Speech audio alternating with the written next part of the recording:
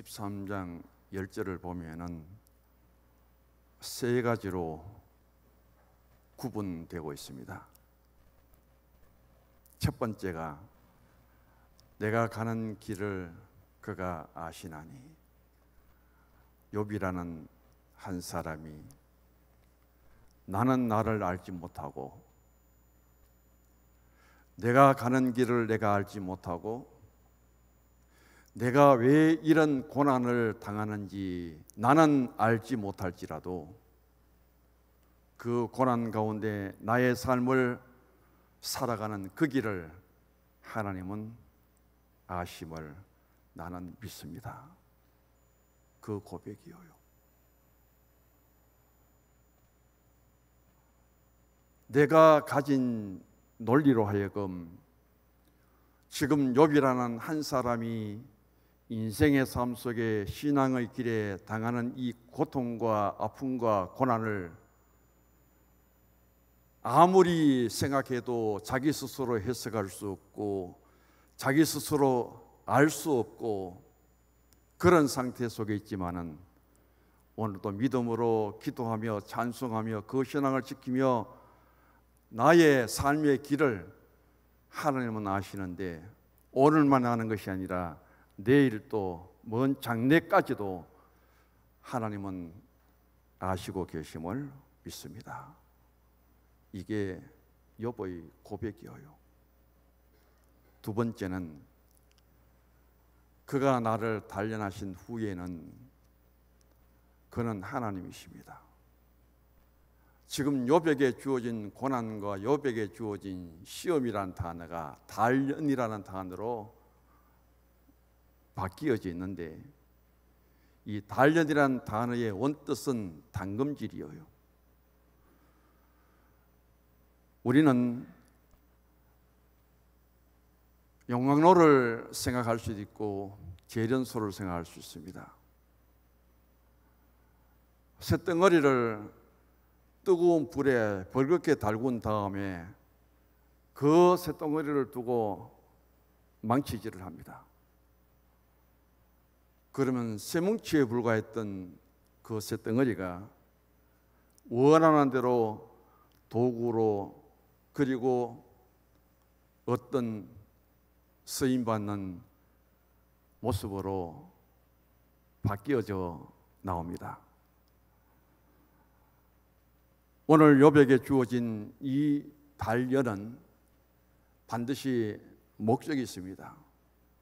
목적과 이유가 없이 쇳덩어리를 불에 달굴 필요도 없고 그 큰 재련소 용광로에 목적이 없이 그런 돌덩어리를 넣지 않을 겁니다.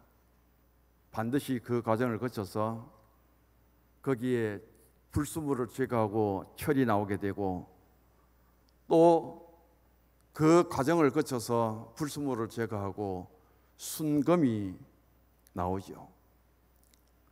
옛날 시골 장터에 가면은 대장간에 가서 호미를 만들고 낫을 만드는 모습을 지켜봅니다. 하나의 쇳덩이에 불과했던 것을 그 뜨거운 불 속에 넣어서 벌겋게 달아나오면 망치로 내리쳐서 호미를 만들고 칼로 만들어지는 것을 보게 됩니다. 그래서 단련이라고 하는 것은 신앙 안에서 하나님이 더 좋은 하나님의 사람으로, 더 좋은 신앙의 사람으로, 하나님이 쓰시기에 더 좋은 신앙의 도구로 만들기 위해서 하나님이 이런 과정을 거친다는 사실이죠. 세 번째 보면은 내가 순금같이 되어 나오리라. 단련하기 전과 단련한 후는 다를 수밖에 없습니다. 고난받기 전과 고난을 받은 후의 차이점은 바로 쇳덩이에 불과했던 것이 이 단련을 통해서 가장 유익하게 쓸 수 있는 호미가 되든지 낫으로 그렇게 변화되죠. 그리고 별 것 없이 불순물로 가득 차 있던 그 쇳덩어리가 단련시킬 때 망치질을 통해서 떨어질 것 다 떨어지고 나중에는 단단한 강철로 남게 되죠. 용광로에 돌덩어리가 들어갔는데 그런 불순물은 다 제거되고 완전히 철로 나오고 순금으로 나옵니다. 그럴 때 가장 깨끗한 모습이에요. 마지막 제철 과정을 거쳐서 쇳물이 쏟아져 나오는 것만큼 깨끗한 거 어디 있으며 18번, 24번 재련소를 거쳐서 마지막 나오는 금의, 순금의 모습은 얼마나 빛이 나고 아름다운지. 그래서 단련을 통하여 깨끗해지고 단련을 통해서 단단해지고 단련을 통해서 가장 하나님이 쓰실 수 있는 믿음의 사람으로 변화시켜 준다는 겁니다. 이 고백을 욥이 하고 있는데 언제 욥이 이렇게 했느냐 하면은 바로 친구 엘리바스의 말에 대해서 욥이 변론하는 내용 속에 이 말씀이 나옵니다. 욥기를 전체적으로 한번 돌아봅니다. 욥기는 고난받는 욥과 그 친구 고난받는 욥에게 격려하고 위로하기 위해서 찾아온 3명의 친구들이 있습니다. 이들이 각자 주어진 신앙 안에서 왜 이 고난이 왔느냐, 어디에서부터 이 고난이 왔느냐, 그리고 의롭게 사는 의인에게도 고난이 올 수 있는가, 거기에 대한 논쟁을 3단계로 나누어서 욥기에 담고 있습니다. 첫 번째, 욥과 친구들의 논쟁입니다. 여기에서 친구들이 먼저 욥의 고난의 상태를 보지요. 욥이 고난을 당하고 어려움을 당한다는 사실을 알고 친구들이 왔는데 이 친구가 정말 욥이 맞나? 평소에 보았던 욥하고는 너무 다른 거예요. 그래서 친구가 어떻게 어려움을 당하고 고통을 받아서 이렇게 달라졌는가, 그 욥의 몰골을 보고 친구로도 알아볼 수 없을 만큼 어려움 속에는 욥을 생각하며 그들은 일주일 동안 땅바닥에 앉아 욥과 같이 고통을 나누면서 왜 욥에게 이런 고난이 왔는지 그들이 먼저 이렇게 말합니다. 네가 이런 고난을 당하는 것을 보니까 죄를 지었구나. 너는 죄 때문에 이런 고난을 받고 있는데 빨리 회개하고 돌아오면 하나님이 회복시켜 줄 것이다. 그러므로 빨리 회개하고 하나님께로 돌아오라.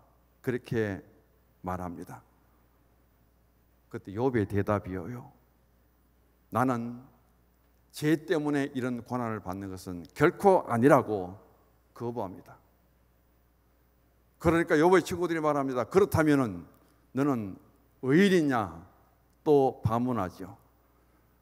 욥은 말하기를 나는 의인은 아니지만 절대 내 죄 때문에 내가 고난받는다고는 생각하지 않는다 하는 내용이 욥과 친구들의 논쟁의 1단계입니다. 두 번째 욥과 친구들의 2단계는 뭐냐 하면은 죄의 결과는 고통이라는 거예요. 하나님의 심판은 정확한데 욥의 고난의 상태를 보니까 너는 죄를 지어도 적은 죄를 지은 것이 아니라 굉장히 큰 죄를, 많은 죄를 드러내어서 그 죄가 드러나기 때문에 하나님은 그 죄의 대가만큼 너에게 고난을 주고 있다. 그런데도 불구하고 너는 그 고난 속에서도 회개하고 돌아오지 않으니까, 하나님께 회개하고 하나님께 돌아오지 아니하는 것을 보니까 너는 죄를 통해서 고난을 받지만은 정말 너는 악한 사람이구나. 이렇게 욥의 친구들이 정죄를 합니다. 그때 욥은 이렇게 대답하죠. 세상에는 형통한 죄인들도 많더라. 세상에는 죄인이 되어서 악한 일을 하는데도 불구하고 어려움 당하지 않고 형통하게 그들의 삶이 잘 되는 사람들도 많더나, 그러면서 내가 고난 중에 있다고 무조건 나를 죄인으로 몰아붙이지 말아라. 그러나 욥의 친구들은 욥의 말을 받아들이지 않습니다. 그러면서 말하기를 죄를 짓고 죄인이 회개하지 아니하면은 용서도 어떤 소망도 기대할 수 없다고 무시해 버립니다. 그때 욥은 이 친구들의 말에 또 반박을 하죠. 나의 구속자는 살아계신다. 나는 다른 악인들과는 다르다. 다른 악인들은 고난이 오면은 하나님을 원망하고 하나님을 멀리하고 낙심하는데 나는 절대 그런 신앙의 사람이 아니라는 겁니다. 나는 이 고난을 통해서 하나님께 더 가까이 나아가고 그 하나님을 신뢰한다고 항변을 합니다. 친구들에게. 바로 여기에서 내가 비록 고난을 당하고 내가 회개하지 않고 하나님께 돌아오지 않는다고 악인들 취급하는데 나를 그런 악인들처럼 대우하지 말아라. 욥의 항변이 논쟁 속의 두 번째 단계를 마칩니다.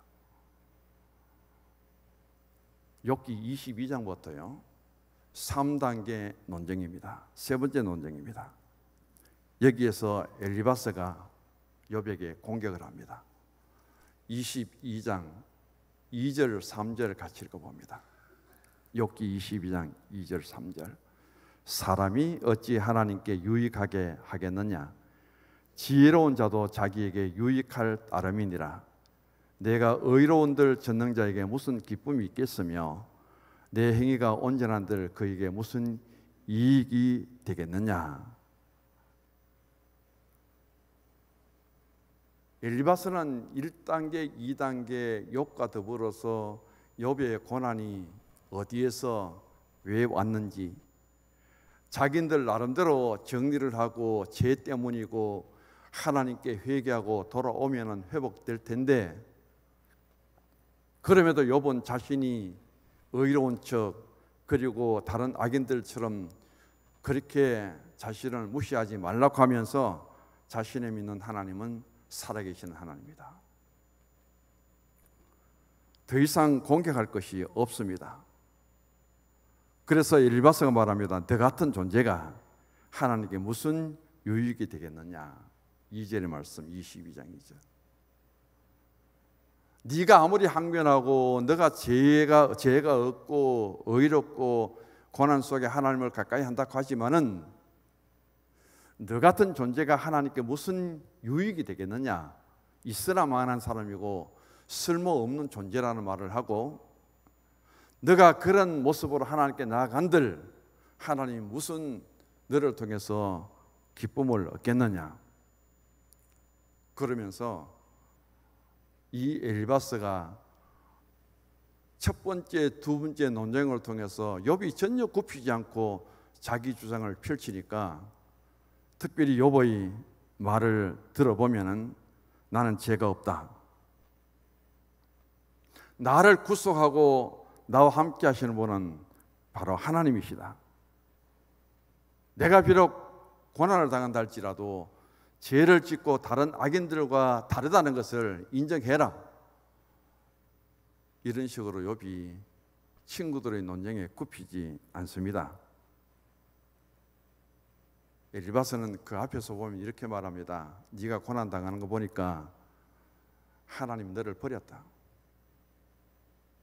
너가 고난 당하는 이 모습을 하나님 멀리 계시기 때문에 결코 가까이 오셔서 도와주지 않으신다. 하나님이 너를 사랑하신다면 건강도 주시고 물질의 복도 주시고 그랬던 하나님이 왜 이렇게 어려움을 당하도록 버려두겠느냐? 이제는 하나님의 사랑도 떠나버렸다. 이렇게 이끌어갑니다. 그런데 욥이 전혀 그 말에 동의를 안 하죠.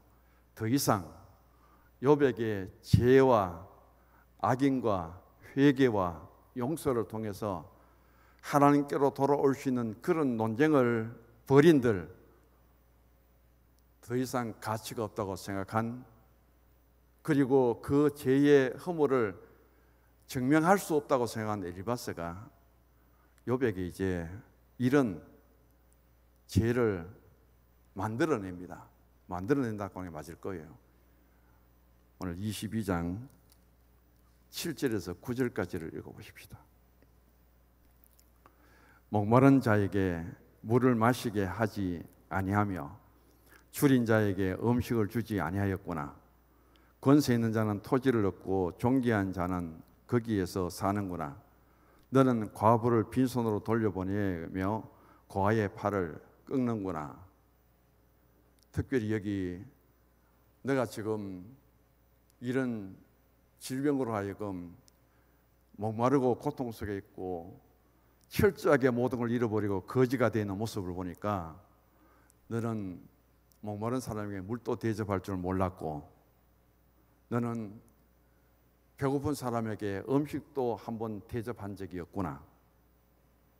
내가 보니까 지금의 이런 고난과 이런 시련은 하나님이 아무 일 없는데 내게 고통을 주는 것이 아니라 내가 추측건데 너는 잘 모를지 몰라도 이런 일이 있을 것으로 엘리바스가 추측을 합니다.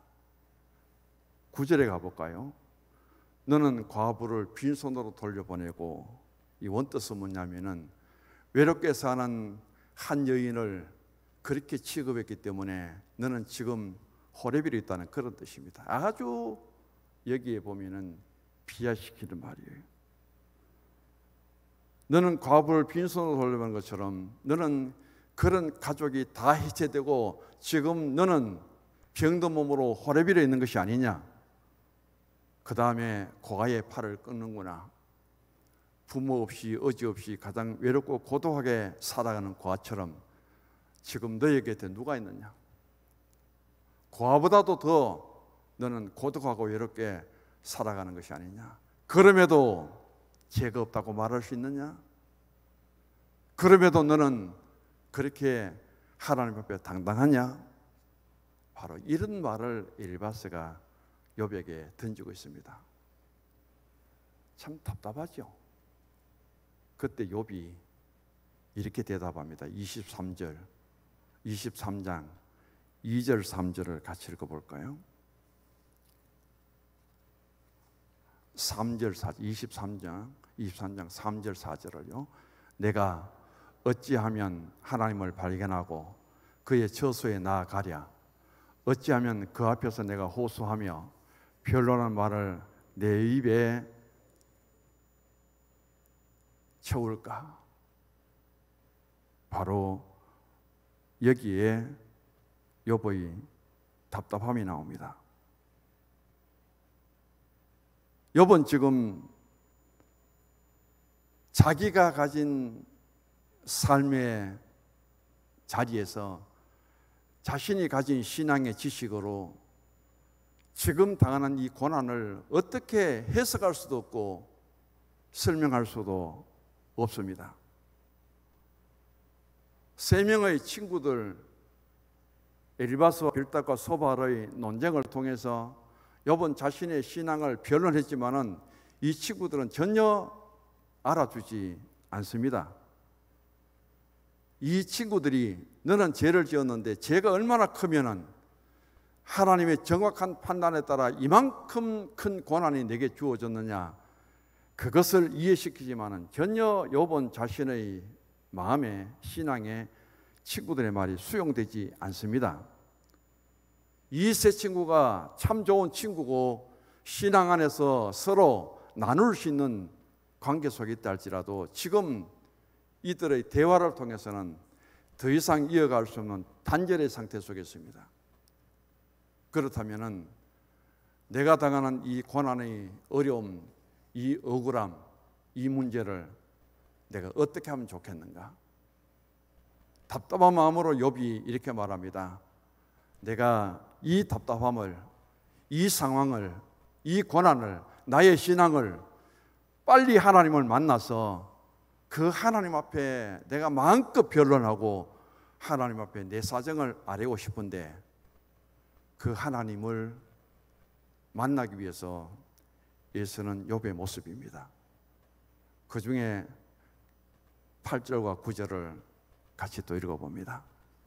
그런데 내가 앞으로 가도 그가 계시지 아니 계시고 뒤로 가도 보이지 아니하며 그가 왼쪽에서 일하시나 내가 만날 수 없고 그가 오른쪽으로 돌이키시나 배울 수 없구나. 답답한 마음으로 하나님을 찾아 하나님을 만나고 하나님께 자기의 심정을 다 토로하고 싶은데도 불구하고 그 하나님을 만나기 위해서 욥이 어떻게 노력하는가? 앞으로 가도 계시지 않고 뒤로 가도 보이지 않고 왼쪽에 일하는데 만날 수 없고 오른쪽으로 가도 배울 수 없다. 그렇다면 포기할 것인가? 아예 단념할 것인가? 거기에서 욥은 우리가 상상할 수 없는 엄청난 신앙을 업그레이드 시켜갖고 바로 욥기 23장 10절에 신앙을 고백하고 있습니다. 그 고백이 아까 설명드렸듯이 세 가지로 나오죠. 나는 몰라도, 나는 이 고난을 알지 못해도, 나는 이 고난을 설명할 수 없어도 내가 고난의 현장에서 오늘 또 이 고난을 안고 하나님 앞에 나아가는 내 삶을 이어가는 그 길을 하나님은 아신다. 이 고난은, 이 시험은 하나님이 나를 단련하기 위해서 주신 것이다. 더 강하게, 더 깨끗하게, 더 완벽하게 하나님이 쓰실 수 있는 하나님의 그릇으로 만들기 위해서 하나님이 지금 이 시련과 고난을 내게 주신다. 이 고난만 끝나 보아라. 나는 어떤 모습으로 되느냐?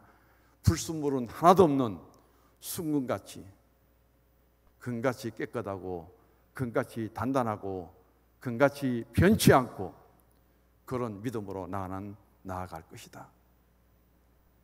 바로 그런 단련이, 이 시련이, 이 고난을 내게 주기 때문에 내가 지금도 그렇지만 앞으로도 하나님 앞에 나는 이 신앙을 지키겠다. 11절 12절 같이 읽어봅니다. 내 발이 그의 걸음을 바로 따랐으며 내가 그의 길을 지켜 치우치지 아니하였고 내가 그의 입술의 명령을 어기지 아니하고 정한 음식보다 그의 입의 말씀을 귀히 여겼도다. 내가 아무리 힘들고 어려워도 신앙의 길 외에는 다른 길을 가지 않을 것이고 내가 아무리 힘들고 어려워도 하나님을 버리지 않을 것이고 내가 아무리 병들고 육신이 약해도 한 끼 밥은 먹지 않을지라도 하나님의 말씀은 내가 그대로 믿고 받아들이겠다. 그 고백을 오늘 욥이 우리에게 들려줍니다. 욥의 신앙이 왜 훌륭하냐? 왜 위대하냐? 오늘 욥과 엘리바스의 3단계 논쟁을 통해서 욥이 우리에게 주신 이 신앙을 통해서 얼마든지 우리가 확인할 수 있고 평가할 수 있습니다. 욥이라는 이름의 뜻은 어디에 아버지가 있느냐는 뜻이에요. 욥이라는 한 사람이 있는데 그 아버지가 어디 있느냐는 말이에요.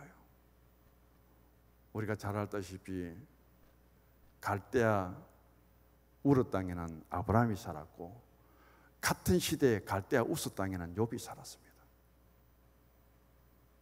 그 욥의 아버지가 어디 있느냐? 그 말은 아버지 없는 고아와 같다는 뜻입니다. 욥이 하나님께로부터 인생의 삶 속에 고난을 당하는 모습을 보면은 또 아버지께로부터 버림받은 모습이죠. 아버지도 없고 전혀 도와줄 수 없는 고아가 이 세상의 가장 큰 고통과 아픔 속에 세월을 보내는 모습처럼 욥의 고난과 시련은 여기에 비유할 수 있다는 그런 뜻입니다. 욥기는 문학으로도 걸작입니다. 칼 라일은 말하기를 세계 최대의 글이 무엇이라 할 수 있습니까? 질문을 할 때 성경이라고 대답하고 성경 중에 최대의 성경은 욥기라고 그렇게 말합니다. 우리는 어떤 선수들이 축구나 배구나 농구나 이런 선수들의 실력을 성장시키기 위해서 반드시 두 가지가 병행되어야 됩니다. 하나는 훈련입니다. 또 하나는 시합이에요. 시험입니다. 학생들에게 학습의 효과는 대단히 크지요. 이 학생이 공부를 잘했나 못했나 그 실력을 평가하기 위해서는 반드시 시험을 쳐야 됩니다. 똑같이 3년의 고등학교 과정을 거쳤는데 무엇을 통해서 내가 원하는 대학, 내가 원하는 학과에 지원할 수 있느냐 하면은 시험하는 것을 통해서 그 성적의 평가를 통하여 결정되어지는 것을 우리가 보게 됩니다. 신앙도 마찬가지라는 거예요. 신앙도 훈련이 있어야 되고 시험이 있어야 됩니다. 욥이라는 한 사람의 시험은 고난을 통해서 단련이라는 시련을 거치는데 그 단련이 당금질을 통해서 쇠뚱이에 불과했던 것이 바로 단련을 통해서 낙과 또 호미가 되고 돌덩어리에 불과했던 그런 것들이 용광로 속에 들어가고 재련소 속에 들어가서 불순물을 걸러내고 철이 되는 것처럼 그것도 한 번, 두 번의 단련이 아니잖아요.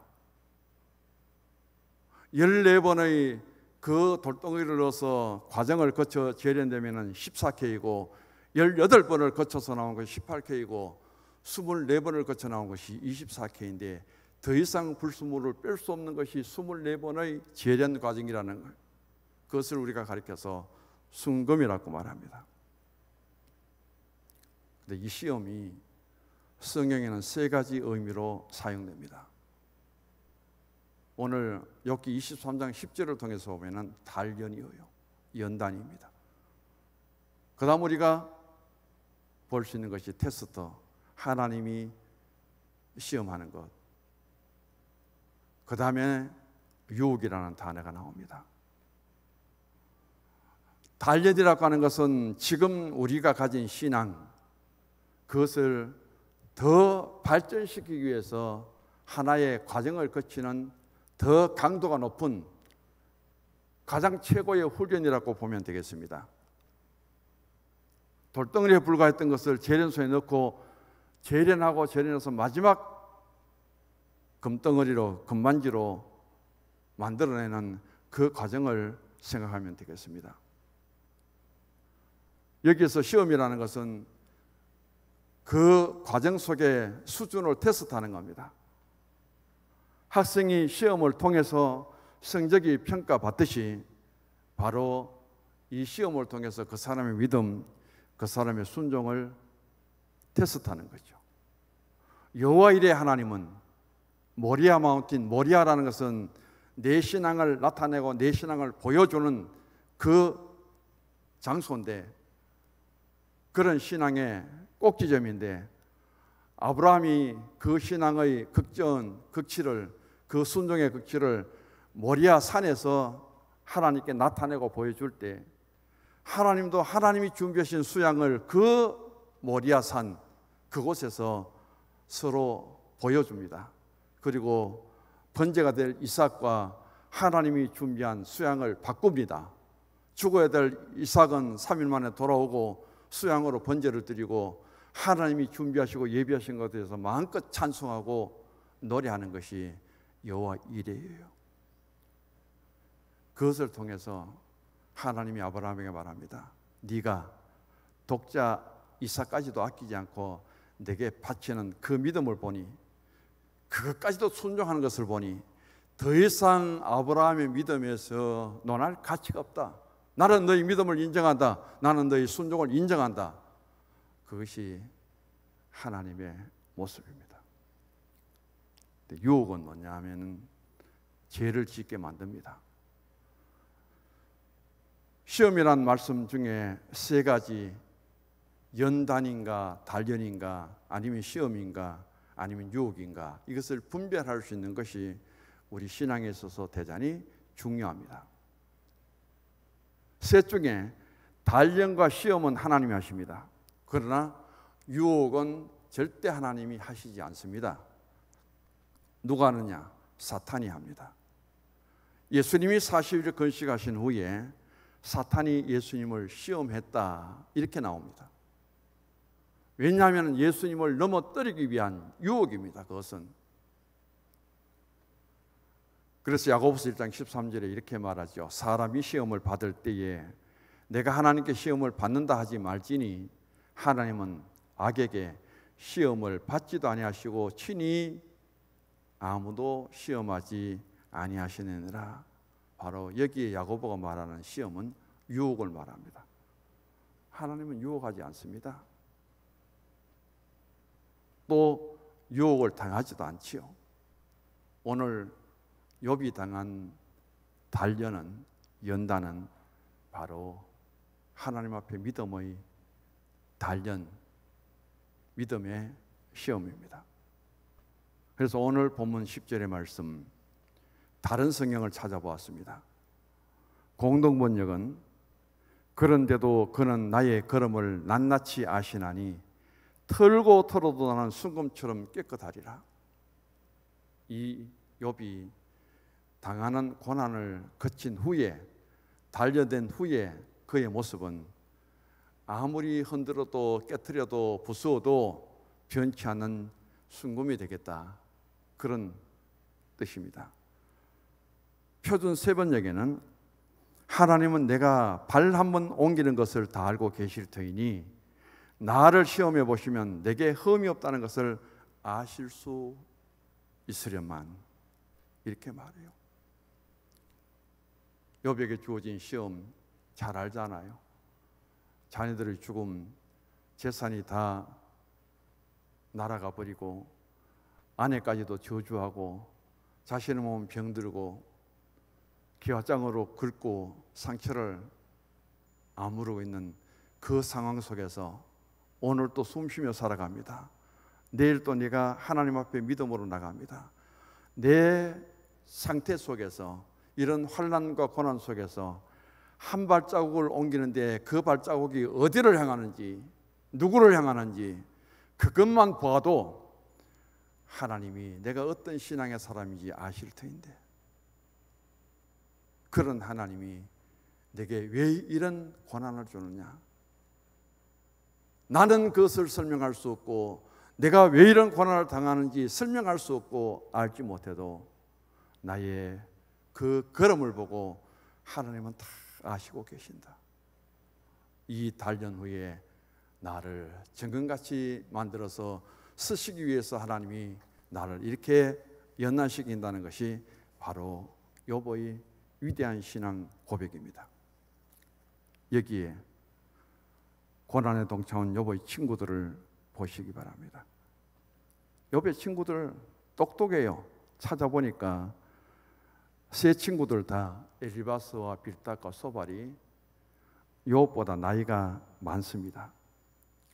당시 최고의 학식과 지혜를 가졌고 명예와 재물까지도 갖춘 사람이에요. 그런데 욥보다 한 가지 더 부족된 것이 있다면 신앙으로는 욥에게 미치지 못한 세 친구라고 그렇게 나옵니다.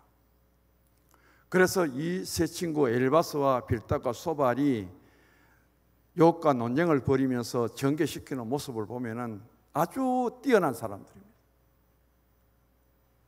그런데 문제는 하나님에 대해서 오해하고 있는 거예요. 하나님의 뜻을 분별하지 못하는 거예요. 결국은 하나님이 이 세 친구들을 나중에는 엄청나게 책망하죠.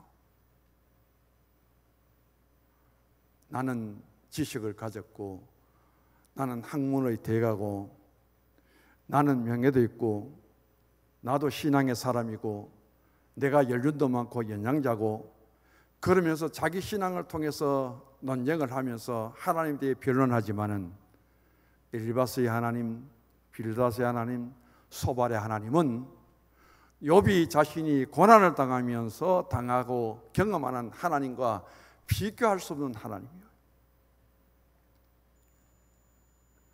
그래서 기독교 신앙은 어떤 이론적인 신앙이 아니라 가장 중요한 신앙은 체험의 신앙이다. 경험의 신앙이다.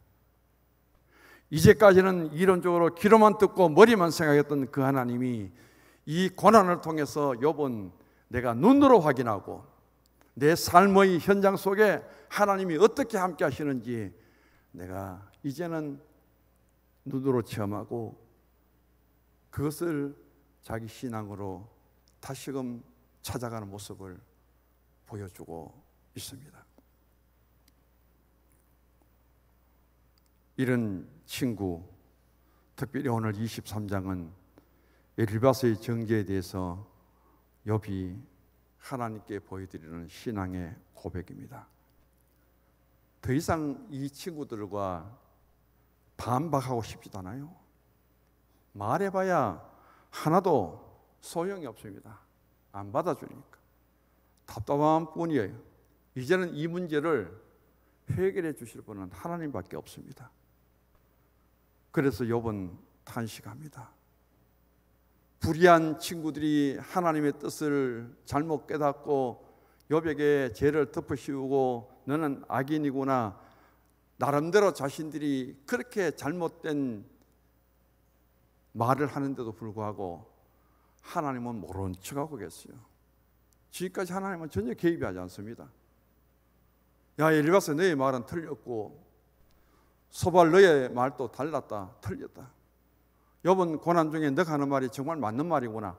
뭔가 하나 하나님이 개입하셔서 어느 것이 옳고 그르고 누가 바른 말하고 잘못된 말을 하는지 좀 하나님이 판단해 주시면 좋을 텐데 하나님은 전혀 모른 척하고 지금 계십니다.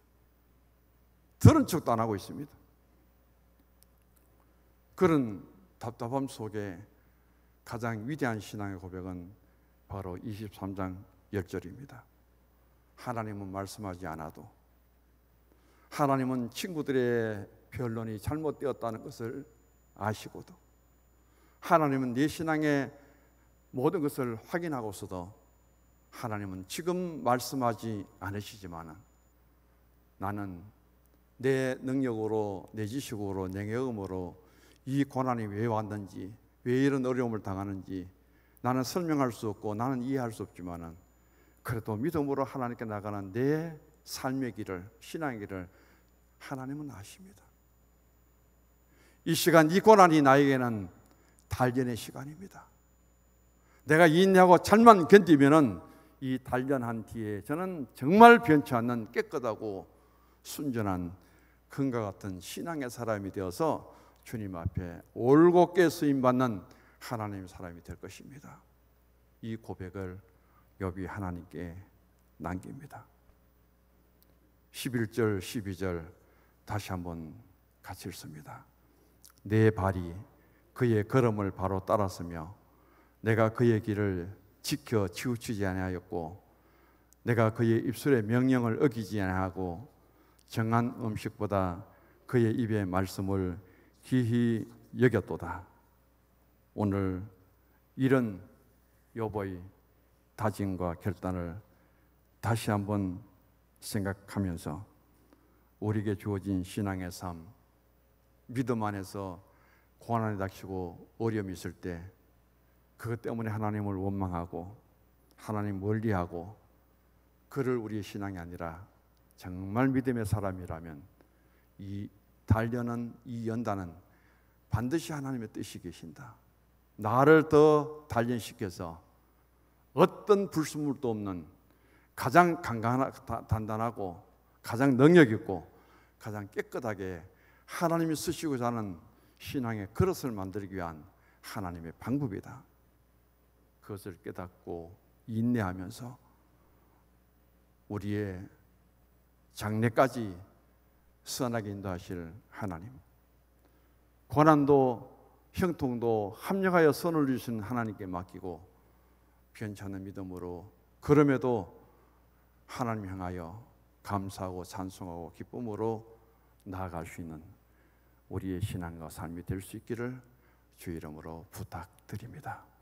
하나님 아버지, 감사합니다. 함께 드리지 못하는 공동체 속에 주님이 도와주옵소서. 우리의 신앙, 우리의 삶, 주님은 아시오니 하나님의 크신 사랑, 하나님의 크신 은혜 우리 가운데 임하여 주옵시고, 오늘도 삶의 현장에서 고난을 당합니까? 어려움을 당합니까? 힘든 일이 있습니까? 주님, 그럼에도 찬송하며 기도하며 감사하며 하나님을 향한 우리의 신앙의 한 걸음 한 걸음이 욥의 신앙, 욥의 신앙의 길, 욥의 삶이 되게 하옵소서. 정금처럼 변화된 가운데 주님 앞에 기서일 그날을 바라보며 소망 가운데 승리하기를 원합니다. 믿음대로 되게 하여 주옵소서. 예수님 이름으로 기도드립니다. 아멘.